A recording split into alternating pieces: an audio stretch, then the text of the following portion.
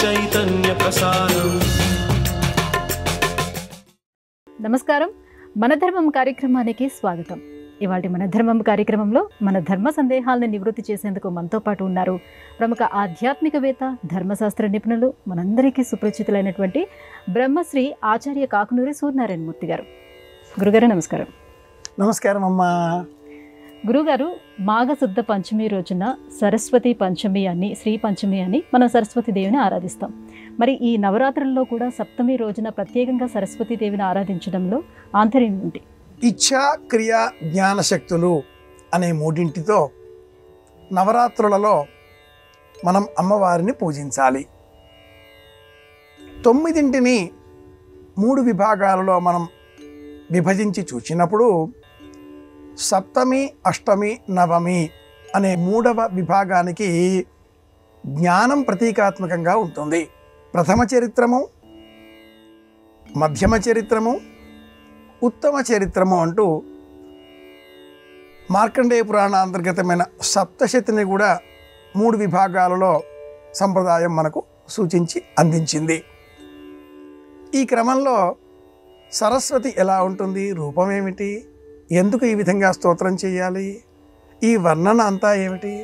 సరస్వతిని మాఘమాసంలో శ్రీపంచమి, జయంతి, అక్షరాభ్యాసాలు అని సూచించిన సంప్రదాయం ఈ నవరాత్రులలో కూడా ప్రత్యేకంగా మూలా నక్షత్రం ఉన్న రోజున పూజించాలి అంటూ ఒక సిద్ధాంతం, ఒక సాధనా క్రమంలో మార్గం సుగమం అయ్యే విధంగా తెలియజేసింది. మూల నక్షత్రం ఎందుకింత ప్రత్యేకం అంటే, సంపూర్ణమైన ఈ గ్యాలక్సీ 8 సూర్యమండలాలు, ఒక్కొక్క సూర్యమండలానికి 10ల కొద్దీ ఉపగ్రహాలు, గ్రహాలు, ఉల్కలు, ఈ మిల్కీవే గ్యాలక్సీ అంతా కూడా మూలా నక్షత్ర మండలం పరిధిలో ఉంది. ఈ పరిధి అంతా సరహ ప్రవహించేది సరస్వతి స్వరూపానికి ప్రతీక. ఇందు నిమిత్తమై నవరాత్రులలో సప్తమి తిథి ఉన్న రోజున, మూలా నక్షత్రం కూడా ఉన్న రోజున కలిపి అమ్మవారిని స్తోత్రం చేయాలి. సరస్వతి పూజ ఈనాటి సాయంత్రం విశేషం. సరస్వతి అమ్మవారిని పూజించే సమయం కూడా ప్రదోష సమయం, సాయంత్రమే పూజించాలి. సరస్వతి వ్రతం అనే పేరిట ఈ నవరాత్రులలో ఈరోజు విశేషంగా చిన్నారి బాలబాలికలను ఇంటికి రప్పించి వారికి వ్రాసే నిమిత్తమే వినియోగించేటటువంటి పరికరాలు, పూర్వకాలంలో అయితే పలకలు, అలాగే వాటి మీద వ్రాసే శుద్ధ ముక్కలు, వాటిని అందించేవారు. కాలంలో వచ్చిన మార్పులకు అనుకూలంగా నోట్బుక్లు, పెన్నులు, పెన్సిళ్ళు, కలాలు, వీటిని వ్రాసే నిమిత్తం పిల్లలకు అందించాలి. అలాగే నవరాత్రి పీఠ, ఆరాధన, కలశం ఇలా చేసుకునేటటువంటి పక్షంలో ఆ చోట ఈ రోజున వ్యాసపీఠం ఉంచాలి. వ్యాసపీఠం, ఆ వ్యాసపీఠం మీద రామాయణం, భారతం, భాగవతం, పంచాంగం ఈ 4వది తప్పనిసరి. భారతం, భాగవతం, రామాయణం మూడింటిలో మన ఇంట్లో రామాయణం ఉంటుంది, భాగవతం ఉంటుంది. భారతం ఉండే అవకాశాలు తక్కువ. ఏ గ్రంథాలు ఉంటాయో ఆధ్యాత్మిక గ్రంథాలు, వాటిని మట్టుకు ఈరోజు తప్పనిసరిగా ఆ వ్యాసపీఠం మీద ఉంచి సాయంత్రం వేళన అమ్మవారిని అర్చించి పాలు నివేదనగా సమర్పించాలి. సరస్వతి పూజ ఈ నవరాత్రులలో ఎందుకొరకు అంటే, ఈ మొత్తం విశ్వమంతా కూడా ఆమె అధీనం, జ్ఞానాధీనం కనుక జ్ఞానాన్ని వృద్ధి పెంపొందింపజేసుకునే నిమిత్తమై మూలా నక్షత్రం, సప్తమి తిథి, సరస్వతి పూజ, ఇది కారణం. గురుగారు, ఇంతకీ సరస్వతీదేవి రూపం ఎలా ఉంటుంది, పూజ ఏ రకంగా మనం చేసుకోవాలి, సరస్వతీదేవికి ఆలయాలు ఎందుకని చాలా తక్కువ ఉంటాయి? ప్రణో దేవి సరస్వతి వాజేభిర్వాజిని ఈవతి అని వేద ప్రమాణం. వాక్కు రూపం లేనటువంటిది, ధ్వనిని ఆశ్రయించి ఉంటుంది. ఋగ్వేదంలో ఇందాక మనం విన్న ఆ మంత్రాన్ని మనం మరొక్క మారు స్మరణ తెచ్చుకుంటే, ప్రణవము, ఓంకారము అనే అక్షరాన్ని ప్రణవము అని మనం సంబోధన చేస్తూ ఉంటాం. ఓంకారాన్ని ఏ లిపిలో రాయాలి? దేవనాగరిలో రాస్తున్నాం. సంస్కృత భాషకు లిపి లేదు. లిపి లేని భాష సంస్కృత భాష. పూర్వం ప్రాకృత, మాగధి ఈ అక్షర రూపాలలో వ్రాయబడిన దేవభాష విని నేర్చుకునేది మాత్రమే. అందులోనూ అకార ఉకార మకార లయాత్మకమైన ఓం ఇలా మనం దేవనాగరిలో ఇప్పుడు రాస్తున్నాం. కానీ పూర్వరూపంలో ఈ ఓంకారానికి అక్షర రూపం లేదు. శబ్దమే ప్రధానం. శబ్ద బ్రహ్మము అని పేరు. ఓమిత్యేకాక్షరం బ్రహ్మ నమ ఇతి దివే అక్షరే బ్రహ్మ ఇత్యారుషం. మంత్రాలన్నీ మనం పరిశీలన చేస్తే సరస్వతీదేవికి రూపం ఉండదు. అందుకే ఆలయాలు లేవు. క్రమేణా కశ్మీరంలో సరస్వతి ఆలయం, ఉభయ తెలుగు రాష్ట్రాలకు సంబంధించి జ్ఞాన సరస్వతి ఆలయం, బాసర క్షేత్రం, ఈనాటి కాలంలో కొత్తగా వెలసిన వర్గల్ క్షేత్రం, అరుదుగా ఆలయాలలో అక్కడక్కడ అమ్మవారి వీణావరదండమండితగా ఉండేటటువంటి రూపాలతో ఉండే ఆలయాలు తక్కువగా ఉండేవి. ఈనాటి కాలంలో బాగా పెరిగిపోతున్నాయి. కానీ అక్షరానికి ఆలయం, సరస్వతి నిలయం బుద్ధి. ఈ దేహంలోనే సరస్వతి. అంతర్వాహినిగా ప్రవహించేటటువంటి సరస్వతి అనే నది మానా అనే క్షేత్రంలో ఉద్భవించి అది కొంచెం దూరం మాత్రమే ప్రయాణించి తిరిగి అదే భూమిలోనికి లీనమై అంతర్వాహినిగా సమస్త నదులను ఒకటిగా చేస్తూ ఉంటుంది. కనుక అమ్మవారి రూపం ఏమిటి? లేనిదే. మనం ఆ రూపానికి బ్రహ్మమానస పుత్రికగా, బ్రహ్మకు 10 మంది కూతుళ్లలో ఒకరుగా పురాణాలు అనేక రూపాలు వర్ణిస్తాయి. అటువంటి ఆ సరస్వతిని జ్ఞాన సరస్వతిగా, మనలో ఉండేటటువంటి బుద్ధికి సంబంధించిన ప్రచోదనం కలిగించే రూపంగా భావన చేయాలి. కనుక ఆ జ్ఞానాన్ని మనం వికసింపజేసుకోవాలి. సరస్వతీదేవికి ప్రతీకాత్మకంగా చెప్పబడినటువంటి మంచినీళ్ళు, పాలు వాటిని మాత్రమే సాత్వికంగా నివేదనగా అర్పించడం, అందరికీ పంచిపెట్టడం. ఆలయాలు లేకపోవడానికి ఇది మొదటి కారణం. ఇది అమ్మవారి నిజమైన రూపం, శబ్ద బ్రహ్మము. గురువుగారు, పుస్తకంలో చదువు, మస్తకంలో విద్య అని పూర్వం మన వారు ఒక మాట అనేవారు. ఈ మాటలోని అంతరార్థం ఏంటి? ఇచ్ఛా క్రియా జ్ఞానములు అనే సంబోధనతో మాట్లాడడం మొదలుపెట్టుకున్నాం. పుస్తకేషు చ యా విద్య మస్తకేషు చ యద్ధనం అని ఒక పూర్వపు సామెత. మాట వరుసకైనా కూడా ఎంతో అర్థమైనటువంటి, అర్థాన్ని తనలో నిబిడీకృతం చేసుకున్నటువంటి మాట ఇది. పుస్తకంలో విద్య ఏం ప్రయోజనం? పుస్తకానికి మాట్లాడే శక్తి లేదుగా. మస్తకేషు మన బుర్రలో చేరితే అది ధనంగా మారుతుంది. కరిష్యామి వ్రతం మాతః నవరాత్రం. ఉత్తమమైన వ్రతం ఇది. ఇలాంటి వ్రతంలో ఇచ్ఛా క్రియా జ్ఞానములు అనే ఆ మూడింటిలో ఇచ్ఛ మొదటి 3, క్రియ రెండవ 3, జ్ఞానం మూడవ 3. ఇలా మనం ఆలోచన చేసినప్పుడు విద్య ముందుగా మనం నేర్చుకోవాలి అనే సంకల్పంతో ముడిపడి ఉంటుంది. ఇచ్ఛ కోరిక, చదువుకోవాలి, తెలుసుకోవాలి, ఎదుటివారిని అర్థం చేసుకోవాలి, విషయాన్ని ఆకలింపు చేసుకోవాలి, మనదిగా మార్చుకోవాలి. ఇది ఇచ్ఛ. రెండవది క్రియ. చేస్తున్న ఆ పని ఇప్పుడు మనలో ఒక సంకల్పం, నేర్చుకోవాలి, తెలుసుకోవాలని పుట్టిందిగా. దాంతో ఆ నేర్చుకునే సంకల్పానికి క్రియాత్మకమైన రూపం.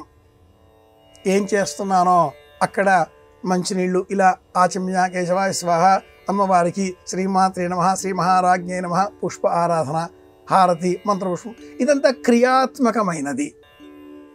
క్రియ చేసి చేసి ఎందుకు చేస్తున్నాను అనే ఆలోచన మనలో కలిగితే అది జ్ఞానం. ముందు సంకల్పం, సంకల్పం అనంతరం క్రియ, క్రియ అనంతరం జ్ఞానం. ఈ జ్ఞాన రూపమే సరస్వతి అమ్మవారు. కనుకనే మనవారు అక్షర రూపంలో అమ్మవారిని పూజించే సమయంలో అది పుస్తకాల్లో ఉంటుంది. ఆ పుస్తకాల్లో ఉండే ఆ స్వరూపాన్ని నేర్చుకోవడం కోసం పుస్తకం తెరుస్తున్నాం. ఆ తెరిచిన ఆ పుస్తకంలో ఉండే అక్షరాలన్నీ అలా గాల్లో ఎగిరి మనం బుర్రలోకి చేరతాయా? చదవాలి. చదివినవన్నీ అలా ఉంటాయా? జ్ఞానంగా మారతాయి. కనుక ఎన్ని పుస్తకాలు సేకరించినా, ఇల్లంతా వందలాది పుస్తకాలతో నింపివేసినా ప్రయోజనం లేని విషయం ఇది. ఆ పుస్తకాలలో ఉండే సారమంతా కూడా మనం నేర్చుకుని ఉండాలి, మన బుద్ధిలోనికి చేరి ఉండాలి. శక్తి అంటాం కదా, శక్తి ఎలా మనకు అందుతుంది?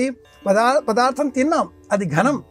తిన్న ఆ పదార్థం మన దేహంలో చాలా పెద్ద వ్యవహారాన్ని, అంత ఫ్యాక్టరీ లాగా ఉంటుంది కదా, అయిపోయాక సారం, ఎసెన్స్, అబ్స్ట్రాక్ట్, అది జ్ఞానంగా మారుతుంది, శక్తిగా పరిణమిస్తుంది. ఆ బల ప్రయోగంతో విషయాన్ని సాధించుకునే ప్రయత్నం చేస్తాం కదా. కనుక ఈ క్రమంలో పుస్తకేషు చయా విద్య మస్తకేషు, అది అప్పుడు మాత్రమే ధనంగా మారుతుంది. ఇది విషయం. గురుగారు చాలా చక్కగా వివరించారు. గురుగారు, మరి సరస్వతీదేవిని స్తోత్రం చేయటంలో వీణ, వరదండం, అలాగే హంసవాహనం, జపమాల, ఇలా కొన్ని ప్రతీకలుగా ఉన్నాయి కదా, వీటి విశేషాలు ఏంటి? యాకుందేందు తుషారహార ధవళ యా శుభ్ర అనే శ్లోకంలో అనేక పాదాలు ఈ లోకంలో విస్తృతంగా లోకంలో ప్రచారంలో ఉన్నాయి. వీణావరదండము, హంసవాహనం కలిగి ఉండడం, జపమాల చేతిలో పట్టుకొని ఉండడం, జపమాలిక. ఈ వీణ అమ్మవారి యొక్క ఆ చేతులలో ఉండేటటువంటి వీణ కచ్చపి అని మనం సంబోధన చేస్తున్నాం. ఇలాంటి వీణ నారదుడి వద్ద కూడా ఉన్నది. ఆ వీణ పేరు మహతి. ఇంకా ఇటువంటి వీణలు ప్రపంచవ్యాప్తంగా పురాణాలలో ఉన్నవే ప్రచురితమై ఉన్నాయి. రావణుడు కూడా గొప్ప వీణా విద్వాంసుడు. రాఘవేంద్రులు వారు కూడా అద్భుతమైన వైణికుడు. ప్రపంచవ్యాప్తంగా ఉండే వీణలన్నీ బొబ్బిలిలోనే సిద్ధమవుతూ ఉంటాయి. తెలుగునాట బొబ్బిలి వీణలకు ప్రసిద్ధి. ఈ వీణ ఈ దేహంలో ఉండేటటువంటి వెన్నుపూసకు ప్రతీక. వెన్నుపూస శిరస్సు వెనక మెదడు నుంచి మూలాధార చక్రం వరకు పాము వలె వేలాడేటటువంటి అస్థికల సంచయం ఏదైతే ఉంటుందో అందులో 24 ముడులు ఉంటాయి.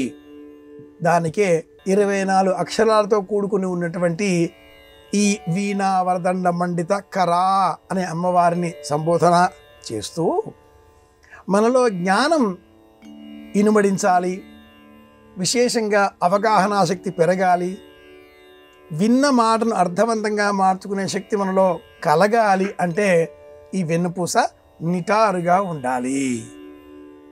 ఎప్పుడైతే గూని మొదలవుతుందో శరీరం రోగమయంగా మారుతుంది. నిటారుగా ఉన్నారు, ఏ రోగం రాదు. అన్ని జంతువులలో ఒక్క మనిషి మాత్రమే ఈ వెన్నుపూసని ఇలా నిటారుగా ఉంచగల శక్తి కలవాడై ఉన్నాడు. జంతువులన్నీ ఇలా అడ్డంగా ఉంటాయి. ఇలాంటి నేపథ్యంలో జ్ఞానం పెంచుకోవాలి. ఈ వీణావరదండము నిటారుగా ఉండాలి. తిరియక్కులు అన్న పేరిట సంబోధన కలిగినప్పుడు మనం ఆలోచన చేస్తే నిజమే కదా అన్న జ్ఞానం మనకు స్ఫురిస్తుంది. అలా స్ఫురించే జ్ఞానం పేరే సరస్వతి. ఓ పుస్తకం చూసాం, ఆ పుస్తకం మీద పేరు చదివాం, పూర్వగాథ లహరి అనుకుందాం ఉదాహరణకు, లేదా రామాయణం, భారతం. ఆ పేరు చూడగానే లోన అన్ని కాగితాలలో ఉండే కథ ఏమిటో, విశేషాలు ఏమిటో, సందర్భాలు ఏమిటో అన్నీ మనకు స్ఫురిస్తే ఆ పుస్తకం అలా ఒక పుస్తకం అలంకారంగా మిగిలిపోతుంది. జ్ఞానమంతా మనలో చేరిందిగా.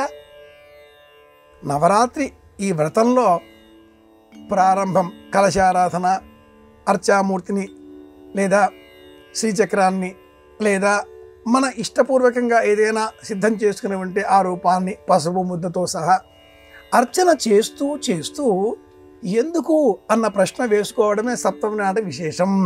ఎందుకు చేస్తున్నాం? ప్రయోజనం, లోకక్షేమం. ఈ క్రమంగా మనం ఆలోచన చేస్తే నిజమే కదా అనే భావన మనకు స్ఫురిస్తుంది. ఇందుకోసమే వీణావరదండము అని చెబుతారు. జ్ఞానం నిటారుగా కూర్చోగల శక్తి. ఇన్ని రోజులుగా 6 రోజులుగా పూజ చేసిన మనం నవరాత్రులు ఒకరోజు ఎక్కువగా సుదీర్ఘంగా ఉండే ఈ వర్తమాన తరుణంలో రోజు పూజ చేస్తూ ఎందుకు అని ఇలా గూనిగా కాకుండా నిటారుగా కూర్చోగలగడం, ఇది జ్ఞానానికి మొదటి మెట్టు అని చెప్పాలి. అందుకే అమ్మవారి చేతిలో వీణ. నిజంగా సరస్వతి అమ్మవారి రూపంలో వీణ చేతిలో ఉండదు. శారదాంభోజవదనావదనాంబుజే ప్రణో దేవి సరస్వతి వాజేభిర్వాజినీవతి ధీనామభిత్రియవతు. ఋగ్వేద మంత్రాధికారులలో మనం అమ్మవారి స్తోత్రాలు చూసినట్టయితే వీణావరదండమండం అన్న వర్ణన లేదు, పురాణాల్లో వచ్చి చేరింది. ఎందుకంటే మనం ఏ జ్ఞానం నేర్చుకున్నాం, మన జ్ఞానం కావాలిగా, కలగాలిగా. భాషల్లో కూడా అమ్మవారి యొక్క మూల విరాట్ చేతిలో వీణావరదండం లేదు. చతుర్భుజి అమ్మవారు. అలంకారార్థం ఆ ఒడిలో వీణ పెడతారు. వీణ ఉంటే సరస్వతి అనే జ్ఞానం మనలో పురాణాల కారణంగా ఏర్పడింది కాబట్టి. అంతేగాని అమ్మవారు సరస్వతిని కానీ వీణ ఉండి తీరాలి అనే నియమం ఎక్కడా లేదు. జ్ఞానానికి ప్రతీకగా మనం పెట్టుకుంటున్నాం. ఇది నేపథ్యం. గురుగారు, మీరు చెప్పినట్టుగానే అక్షరాన్ని ఉచ్చరిస్తే శబ్దం వెలువడుతుంది. అదే కాగితం మీద రాస్తే మనకి కనిపించే అక్షరం అవుతుంది. ఒకటి కనిపిస్తుంది, ఒకటి వినిపిస్తుంది. ఈ రెండిట్లో ఏది ప్రధానం? కనిపించేదంతా కూడా నిజం కాదు, వినిపించేదంతా కూడా వాస్తవం కాదు. ఈ రెండింటినీ మేళవించి ఇది అని మనలో ఒక ఊహ కలిగితే అది నిజమవుతుంది. మనం నమ్మితే నిజమవుతుంది అనే మాట ఈ రెండింటి కలయిక వల్ల మనకు బోధపడేటటువంటి సత్యం. నమ్మితే నిజం, నమ్మకపోతే అసత్యం. నమ్మకం అనే దాని మీద ఈ రెండు ఏర్పడి ఉన్నాయి.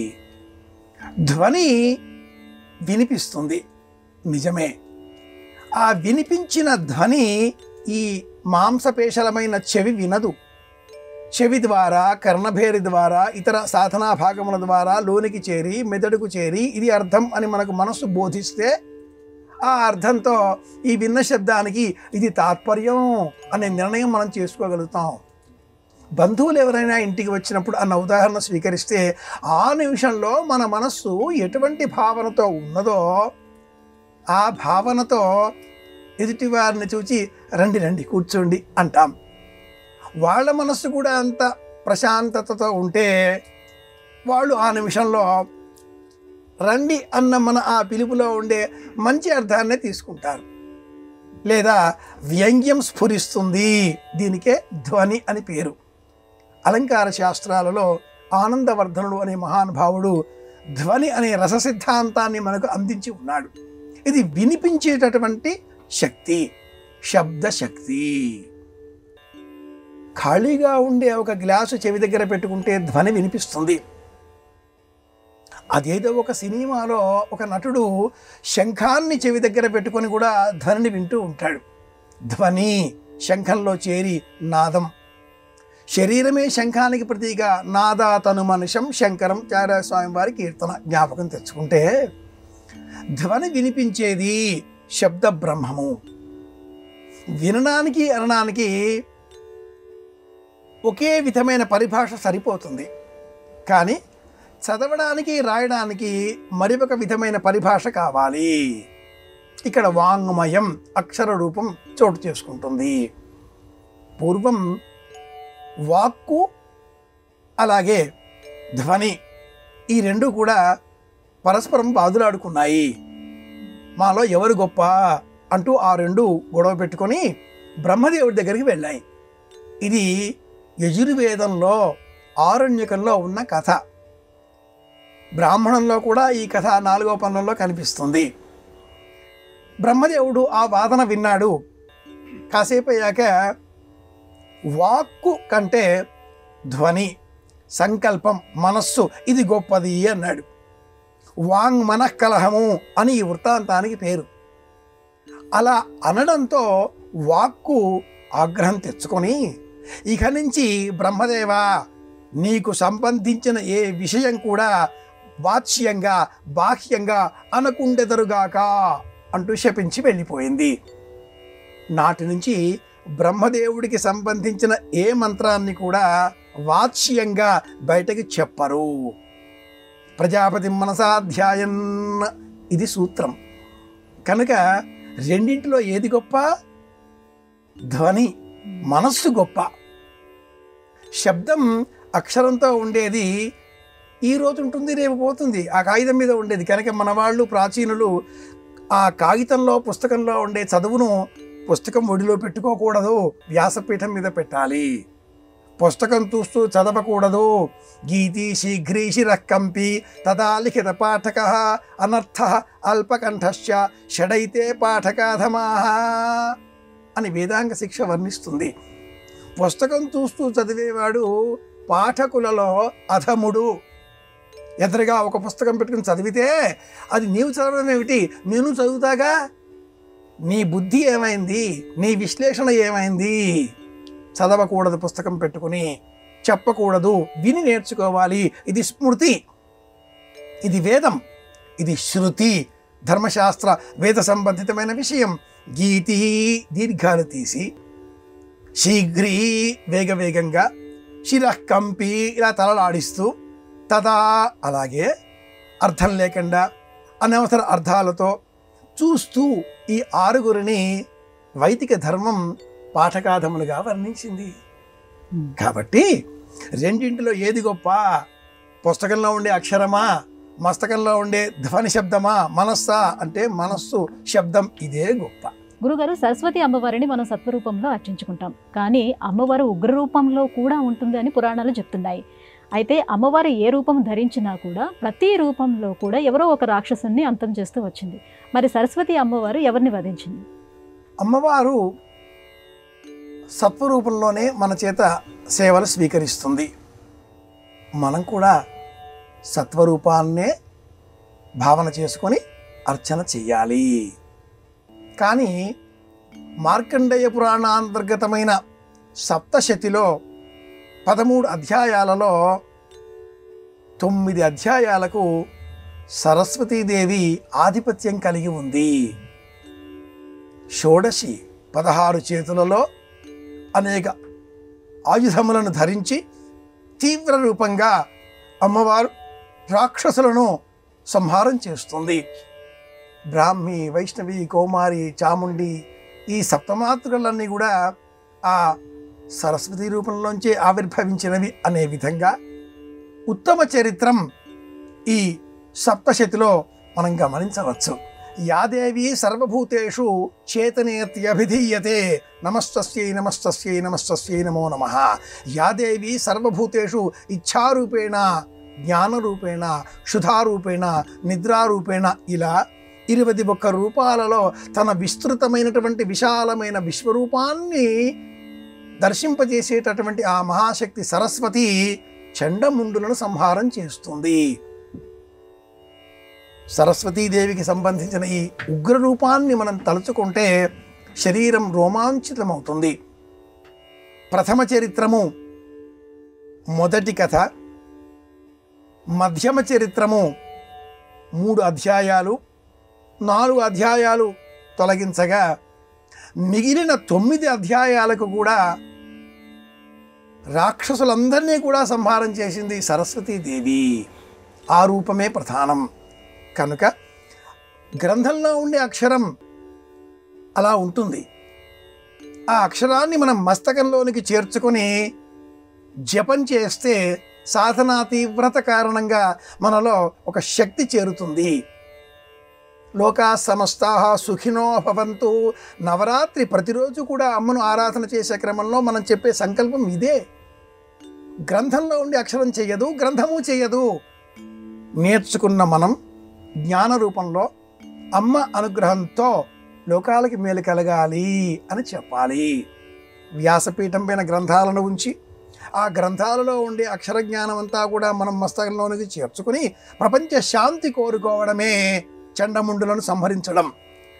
మంచి పైన మనం మమకారం కలిగి ఉండాలి అంటే చెడు పైన మంచి సాధించిన విజయానికి ప్రతీక ఈ నవరాత్రులలో అమ్మవారిని చాముండా అని సంబోధించేటటువంటి నేపథ్యంలో మహాసరస్వతి అనుగ్రహం ప్రపంచానికి కలగాలి.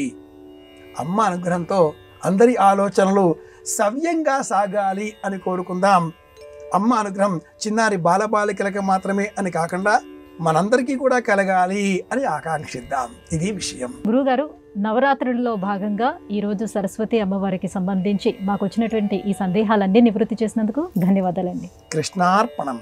ఇది ఇవాల్టి మన ధర్మం కార్యక్రమం. రేపటి మన ధర్మం కార్యక్రమంలో మళ్ళీ కలుసుకుందాం. నమస్కారం. ఈ కార్యక్రమాన్ని తిరిగి చూడాలనుకుంటే www.youtube.com/ETV Life Spiritual లో చూడవచ్చు.